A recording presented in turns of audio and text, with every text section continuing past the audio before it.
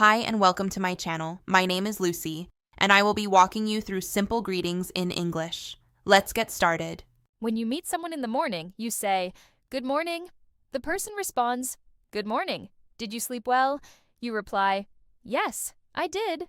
"What's for breakfast?" When you meet someone in the afternoon, you say, "Good afternoon." The person responds, "Afternoon. How's your day going?" You reply, "It's going well, thanks." The person will respond by saying, "Yeah, I'm going to the movies."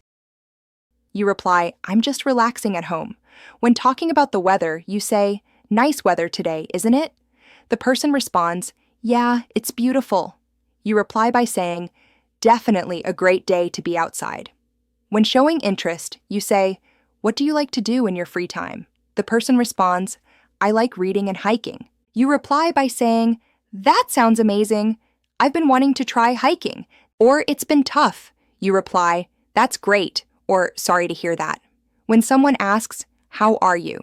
you respond, "I'm good, thanks. I'm fine, thank you." Or you can say, "Not bad." When meeting someone new, you say, "Hi, I'm Jill."